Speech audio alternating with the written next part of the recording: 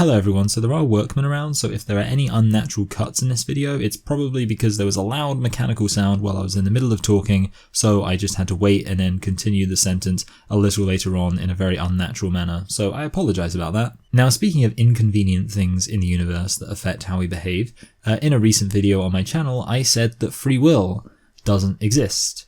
And the reason I said that free will doesn't exist is because free will doesn't exist. So in this video, I'm going to go into why free will doesn't exist. And not only doesn't it exist, and this is the key thing, it can't exist. It doesn't make any sense. And I should clarify terms right up front. I am talking about what's called libertarian free will, which I'll get into what that means in a second, but if there's anybody who already knows what that means and is going to point out the difference between libertarian and compatibilist free will in the comments below, I'm already aware of it, so I'm talking about libertarian free will. Now, the main argument against free will is what I'm going to call the materialist argument, and the materialist argument basically says that what's in the material world is causal. So there's an idea in science that if you do a particular thing to a particular piece of material, then you will get predictable results. And one of the basic premises of science is that things will be predictable, and that's one of the strengths of science, the fact that it's one of the ways that kind of the scientific method basically tests theories. Can theories predict results? And the assumption here, like I say, is that the universe is predictable, that the material world is predictable, and if the material world is predictable, then we should probably assume that anything material is going to be affected by this causal thing where material stimuli produce predictable results. Now, premise 2, if you like, is that our brains are material. Our brains exist in material reality, and all of our thoughts, all of our decisions, all of our wants and desires are affected by the material brain. And essentially the argument is that our brain doesn't magically escape the material reality of causality. Our brain doesn't escape the fact that everything that happens in our brain goes back kind of in history to basically kind of a material like nexus point of causality. So in some sense it's pretty obvious that things can happen materially in your brain and that can have an effect on you, but significantly, I mean, you also have to consider the fact that the material that was once that is presently in your brain used to not be in your brain, and that material, those atoms, carbon atoms or whatever, used to be part of the rest of the world, and they went through all of the same kind of causality, the stuff that was in your head could have been anything else involved in any other kind of chemical process, and in every other thing it was doing, there was that reliable causality and predictability. So the argument becomes, just because that atom has now gone into your brain, that doesn't mean it doesn't have that same causality and predictability. So that is the basic argument against free will. Now, the thing is, there are ways around this, and one of the big things is Cartesian dualism, which suggests that maybe actually our mind isn't purely material. Maybe we have souls that exist immaterially. And this actually, I think, would be a solution if indeed you're prepared to accept the premise that we do have souls that exist outside of material reality. However, I would suggest that the materialist argument doesn't go far enough in terms of showing how free will not only isn't something that happens, but rather is something that could not possibly happen, nor even can really be conceived of. See, the central question here is, why do choices happen? I made a choice right now to sit here and make this video, and why did I do that? Now, as I see it, there are 3 options. The first option is that the choice was authentically mine. In which sense, what I mean by that is it just emanated from my own will, from indeed my free will. I freely chose to make this video in the libertarian sense. And libertarian, in other words, means it was not caused by something outside of my control. Every single, if you trace that choice right back to its kind of causal origin, you could say, this is because of you. It comes down to the fact that this is what you wanted, this is what you desired, and this is really a reflection of who you are. In that sense, it's an authentic choice of yours. Now, the second option is that the choice is completely random and there is no predeterminacy. So in a sense, it's, you'd say like a dice roll. Of course, the funny thing is that actually dice rolls aren't actually random, because there are, lots of material factors that will affect where a dice lands. And indeed, you could, of course, predict where a dice would land if you knew all material factors involved. But in a kind of theoretical sense, it's a dice roll. So you just say, well, you make a choice, and you could make this choice, you could make that choice, and it's completely arbitrary. It just happens randomly. There's no explanation for it at all. Now, I should just take a moment to point out that that would, of course, not be free will. If it's free will, it has to be something you chose. If it's just something that's completely outside of your control because it's just random, that isn't free will. And indeed, while I'm not really talking about materialism, the people who kind of reference kind of quantum indeterminacy to try and prove free will, I think are guilty of assuming that, like, if things aren't determined, it automatically means that they're free will. Well, that's not true, because indeed, actually, I would argue for things to be free will, they must be at least partially determined, because they have to be determined by you. Now, the third option is that a choice is determined by something else. It's not determined by you, and it's not completely random. Rather, it's affected by something else. And indeed, these could be all sorts of things. Really what we're talking about here is the entirety of material reality. When I say it could be determined by something else. So it could be chemistry, it could be biology, it could be obviously sociology, it could be your upbringing. Of course, part of that is psychology. It's you would say that it is, that some choices are because of how you were raised by your parents. Some choices will be because of things that other people did to you, and those affected you kind of mentally. And indeed, this leads me to the fact that ultimately it's best to think of it as kind of a complex web where every single choice is going to be affected by all sorts of things. It's going to be affected by, like I say, biology, chemistry, all this kind of stuff. But the point is, it does go back to something. And that's the key point, which I think is kind of worth stressing. It does most likely all come down to one thing. And when you really think about it, you think, well, actually, maybe the one thing it all comes down to is the original placement of all the atoms in the universe at the start of the Big Bang. Because if there is material causality, then you would say, well, everything that happened to those atoms between then and when they reached you is what has made you be the person you are. So even if, for example, you say, well, I'm affected by my parents, well, what were your parents affected by? Their parents, okay, blah, blah, blah. The point is, you actually keep asking and you eventually get back to the beginning of time, right? Now, I will stress that the thing is, not only does this include all of material reality, it should also be considered to include possibly all of immateriality. Well, maybe not all of immateriality, because all of immateriality is probably pretty big, considering there's lots of things that don't exist. But, for example, you could, if you were so inclined, say that this all goes back to God. You could say, well, God is the person who set up the universe as it exists. Or indeed, of course, you could say that God actually actively intervenes in material reality on a whim. So, for example, let's say your dad just magically disappears, just completely out of nowhere, and it's because God did it. Well, in that sense, it's not really about material causality, but it's certainly going to have an effect on you. So the point being, in that case, you could say, well, actually, one of the things that affected me was the divine will of God who lives outside of space and time. But the point is, whatever it is that your choices go back to, when you trace them back, and you have to trace them back because that's how causality works, once you trace them back, you get to something so kind of beyond yourself. Whether it's the divine or whether it's just the beginning of the universe itself, the beginning of space and time itself.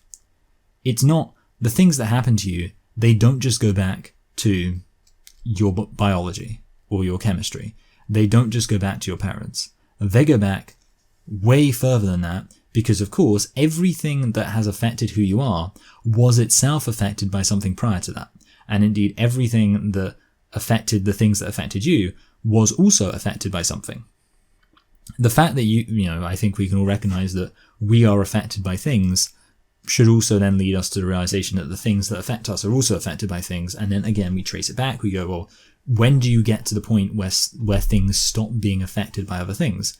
And you have to find yourself at some kind of really, cosmically significant moment where you say, well, at this point we can't say anything's being affected by anything else, which is an interesting point to reach, but that's how far you have to go back if you really want to say, well, what causes decisions to be made? Now, of course, the point I'm trying to make here is that free will doesn't exist. So, it's all well and good explaining kind of the idea that our choices are determined by things outside of us, but people might say, well, I don't agree with that. I think that, the first thing you said, that our choices are determined by ourselves, is that's what I think makes sense to me. Which is, a reasonable claim. But I think it's worth unpacking that, because to be honest, even talking about this, I struggle.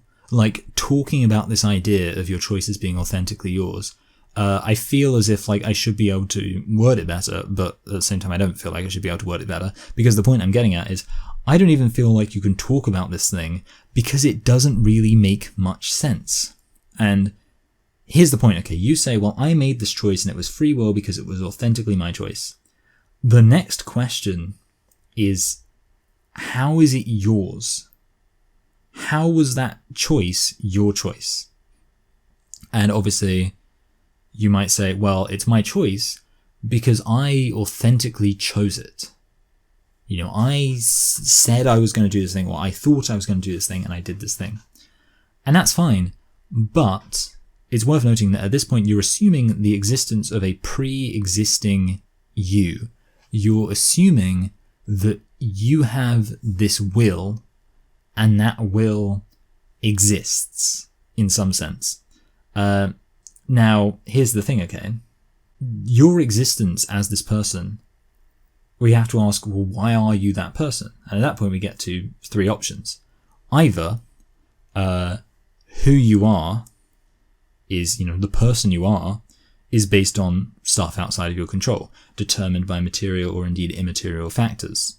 In other words, the exact same situation we had earlier. Or else, you could say that who you are is completely random. It's not determined by anything. But obviously that's not free will either. You just say at that point, well, it's the luck of the draw, which person you happen to be. And then, of course, there's the third possibility, which is, well, who I am. I'll tell you who I am. I'm who I choose to be. But at this point, things get circular, don't they? Because if we say, okay, so your choices are yours because they're based on who you are. And then we say, well, how is who you are something that can be understood as kind of your authentically a reflection of who you are? And then you say, well, it's authentically a reflection of who I am because it's based on my choices. So we say, okay, so those choices you made to determine who you are, what were those choices based on? And then you say, well, those choices were based on who I am as a person. And you say, well, how did you become who you were as a person? And you say, well, because I chose to be who I am as a person. And the point is, no matter how many levels you add to this, you always find yourself in this circular kind of trap, I suppose. And I don't know if trap's even the right word, because it's not a trap, it's just reality. You find yourself trapped in reality, which is that in order for a choice to be yours, it has to be based on who you are. But in order for who you are to be a choice, it has to be based on a choice. Which, I don't see how you can disagree with the idea that who you are has to be based on a choice, right? I think we can all agree with that. So, I don't see how you can disagree that who you are has to be based on a choice if it's a choice. If it's a choice, it has to be based on a choice. But then the problem is, we say, well, what does it mean then for your choices to be authentically yours? And we have to say, well, your choices, in order for them to be authentically yours, have to be based on who you are. And again, I don't see how you can disagree with that. Because otherwise you'd be saying, well, your choices are based on something other than who you are. Your choices are based on who your parents were, or your choices are based on the environment you grew up in, or your choices are based on, kind of a physical, biological reality of who you are that you don't think actually reflects your authentic self. Ultimately, your choices have to be based on who you are, or else free will goes out the window. But the problem is that who you are, obviously, then you find yourself at the point where you're having to deny the premise that we all agreed was completely unambiguously true. Nobody can possibly deny that for who you are to be a choice, it has to be based on your choices. But then we have to say, well, what makes your choices yours? And we have to say, well, that for your choices to be yours is for your choices to be based upon who you are as a person. And you literally find yourself stuck in a situation where every question you're asked, you have to be thinking, well, I guess you're kind of having to pass the buck. You know, you can't actually confront the reality that who you are is not based on your choices. So you pass the buck and say, well, in that case, who I am is based on my choices. But then you can't face the reality that your choices aren't based on who you are. So you pass the buck and say, well, my choices are based on who I am. So then you're in the circle, and that's why you can't get out of it. And in my opinion, that's why when I say like free will, it's just completely incoherent. When people talk about free will, I don't know what they're even talking about. Because I just think to myself, well, you know, you can't say that I chose who I am. You can go back really far. And again, this is the problem again. Once you go back, you get back to the point where you were a baby, right? If you just keep saying, well, my choices determined who I am. And you say, okay, well, let's go back to the point before you made any choices. But at that point, we arrive at a point where it's who you are, right? And yet you haven't made a choice yet.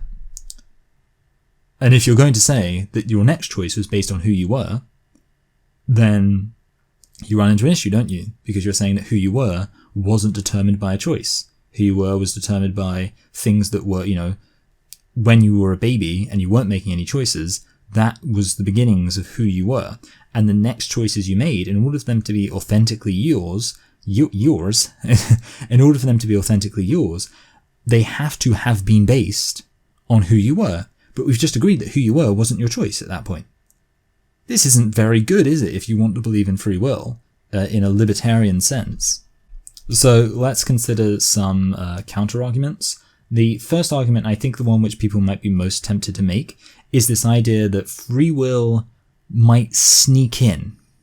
It's kind of like, I think this is the most tempting idea people can have, like the idea that free will sneaks in. I think this is an easier argument to make if you're religious. You say like, well, God just sprinkles in a little bit of free will.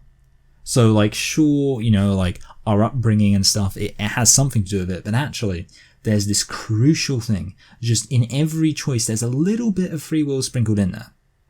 So I think, yeah, that would be an argument. So it's kind of like, you know, sure, who you are is determined in some sense, but there is that little bit of free will, and that makes all the difference. Now, the issue with this, first of all, is I think you run into the fact of, if it's just free will sprinkled in randomly, what does that even mean? Because how can that be yours, right? Like, you run into the same issue of, if you say, for example, and let's talk in kind of religious terminology, because I think it's the easiest way to talk about this as a concept. I do have a bit of a bloodshot eye, by the way. It's this one. Anyway, talk about religious terminology. You say, well, when you get an opportunity to choose whether or not to believe in God or not, for example, obviously, you know, let's say you're a Catholic, you believe very strongly in this idea that people choose whether to accept God, whether or not to accept God's Catholic Church, apart from anything else. So you believe people have that choice if you're a Catholic. And the question becomes, okay, so God sprinkles in this magical free will stuff. You're confronted with that choice. God sprinkles in some magical free will stuff. What does that magical free will stuff do exactly? And follow-up question, what could it possibly be doing? Because essentially, if you say that it's kind of mitigating the effects, so let's say, for example, that due to factors outside of your control, you have been subject to a predisposition to not trust organized religion. So you grew up maybe in an atheist environment, or maybe in a very deeply religious environment, but perhaps a very unpleasant religion. So you now no longer really are inclined to trust organized religion. And then you get confronted with the opportunity of becoming a Catholic. Someone says, hey, do you want to become a Catholic? You might say, okay, well, the free will stuff, it comes in and it mitigates the effect of your predisposition to dislike organized religion. But then you run into the issue of, well, isn't that just as much contrary to your free will? Isn't the magical dust that's imposed upon you and makes you less inclined to distrust organized religion, surely that's just as much of an imposition on your free will as the stuff that made you inclined to dislike organized religion. In fact, if anything, you can make a very strong argument that the free will dust coming in there seems to be less free will than what you're even talking about. Because at least what we were talking about before related to your experience as a human being. Now you're just getting this random stuff thrown in to change who you are as a person. So, okay, then maybe you say, well, actually, no, it's not that. The free will stuff, it just kind of makes it reduces the effect of the things that have happened to you that will, affect your kind of sense of, having been determined by other things or whatever.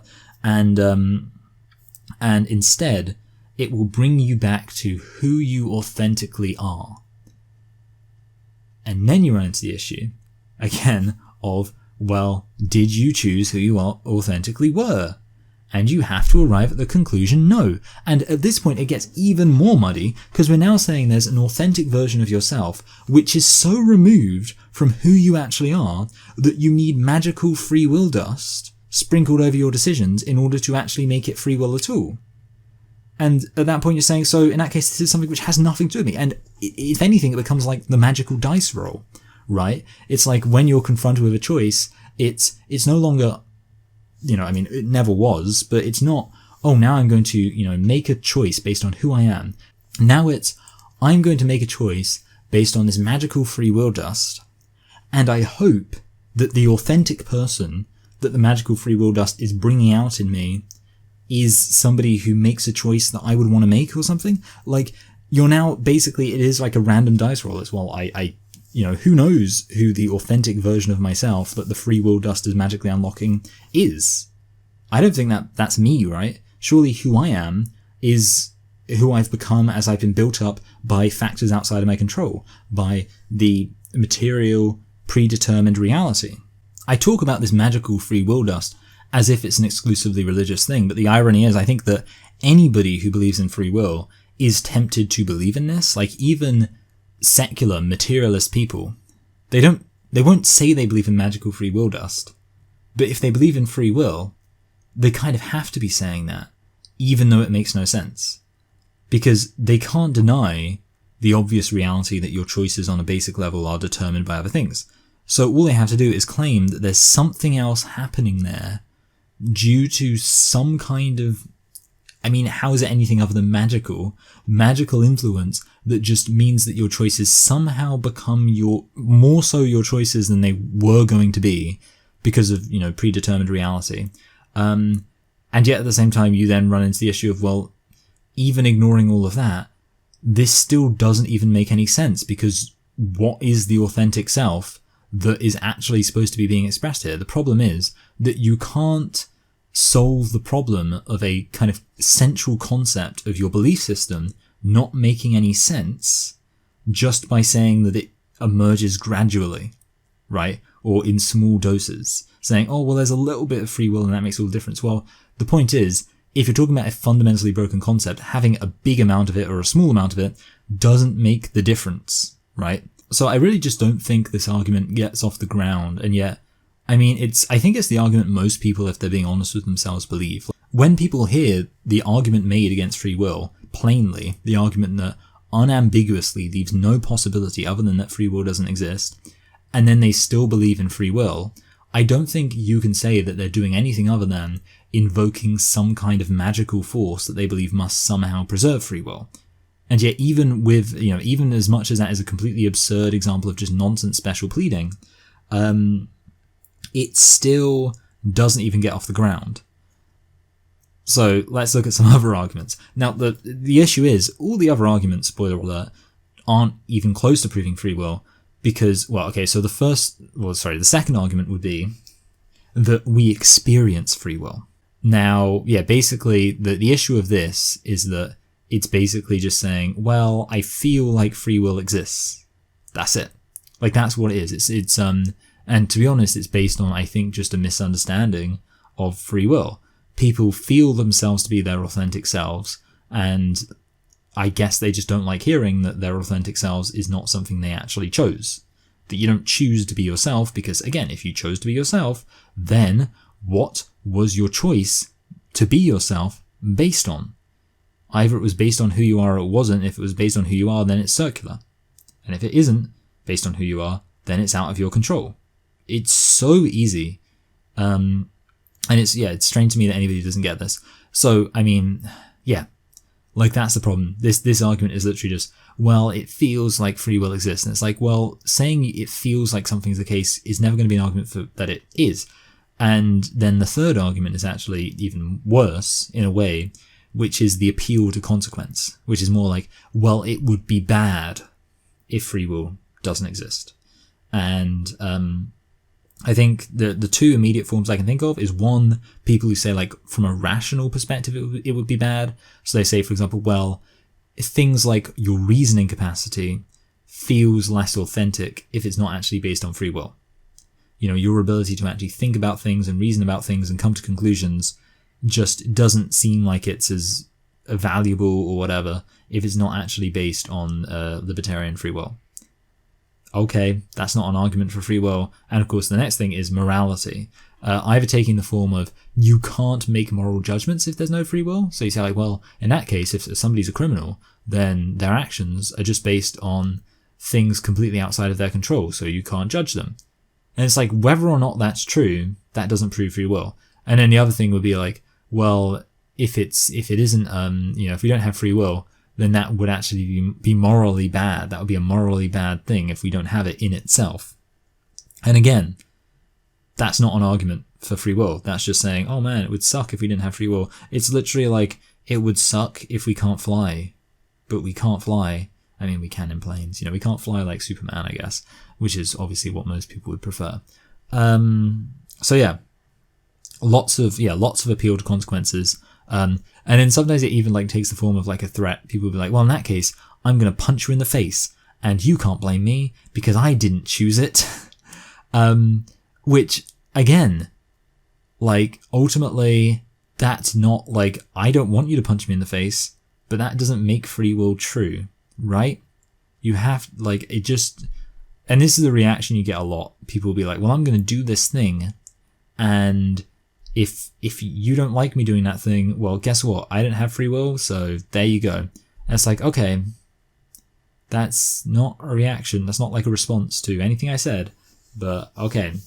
So then you get to the only actual argument which kind of works, which is the fourth one, which is, well, let's just define free will differently. And that's actually fine. Anyway, I kind of want to go through like some different kind of ways of understanding free will, just to show how, you can kind of draw a line anywhere.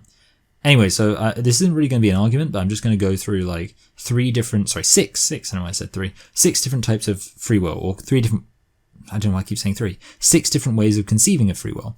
So the first one would, of course, be libertarian free will, meaning that your actions aren't, in a metaphysical sense, affected by the world around you. In, like the final sense, or let's say determined by the world around you, because obviously they can be affected, but you say, well, they affect me, but I still make choices. And this basically is what libertarian free will is. It's the idea that basically, yeah, your choices ultimately, when it comes down to it, aren't determined by things external to you, nor are they determined by nothing, rather they're determined in some sense by who you fundamentally are. And as far as I'm concerned, it's just, there's no ambiguity to that. That's nonsense. But after that, you get other things. For example, you could say, well, what about being influenced casually by somebody? So, for example, I'm making an argument right now that free will doesn't exist. And yet you might say, well, I still have the free choice to accept what you're saying or not. Right? Like, just because I'm explaining to you, even though I'm explaining it pretty convincingly, it doesn't mean you have to change your mind. And also you can make an argument that if you do change your mind, it's not because I've forced you to do it, it's just because I've presented convincing reasoning for it. So you could talk about that as like, being influenced casually.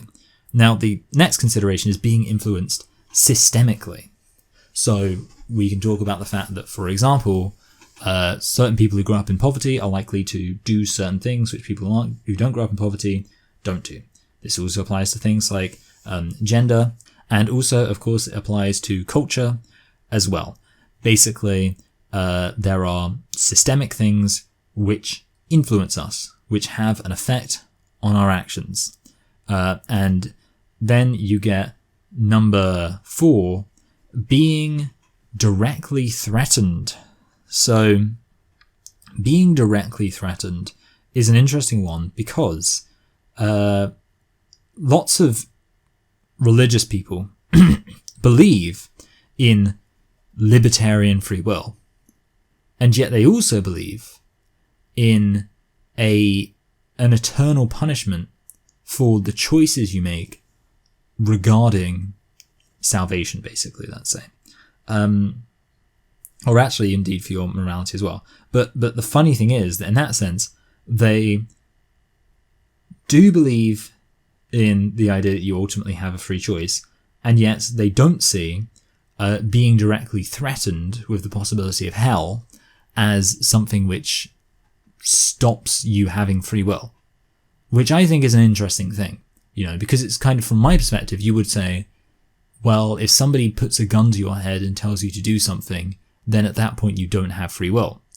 And yet the funny thing is, with a libertarian understanding of free will, you would still have free will, because well, you still have a choice whether or not you want to get shot or not. So the issue of defining free will is that it's a bit of a mess. If you can say that I can walk up to somebody and put a gun to their head and tell them to do something or else I'll shoot them, and yet we'd still say they have free will, I mean, at that point, why even have this term, right? Anyway, I've got some other things. Number 5, being physically forced to do something. So it's basically, it's like if somebody pushes you and then you have to walk forward. In some sense, you still have control over your own body, but you are being physically prevented from doing anything, or physically forced indeed to do something. And you could apply to being tied up. If you're tied up, you may want to move your arms and legs, but you may find that you are unable to. In that sense, do you have free will? Who knows? There's actually a debate here, because you might say, well, actually, the fact that you want to do something is all that's necessary to make it free will, even though you can't actually act it out. And then finally, number 6, being directly not in control of your own body. So this is something which doesn't actually exist in reality, but like voodoo, and also, I guess, the Imperius curse from Harry Potter. Basically, at this point, you are literally not in control of your own body. Somebody else controls your body, and that is the thing that you experience. And in that sense, you probably say, well, no, you don't have free will then, because your body is being directly controlled by somebody. So the big problem with compatibilism, which is what I'm talking about here, the idea that free will can in some sense coexist with a determinate universe, is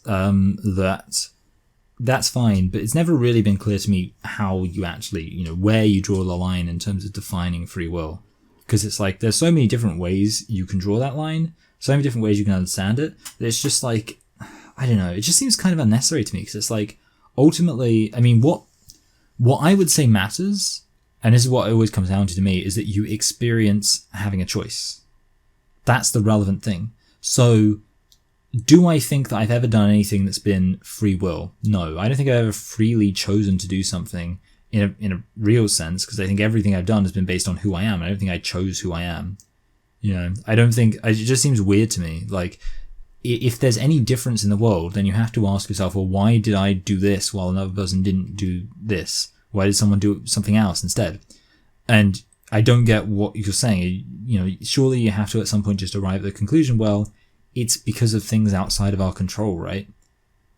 I'm who I am in a very ultimate sense because of stuff completely outside of my control. And even every word that's coming out of my mouth it all comes back down to what somebody else or some other force has done to me.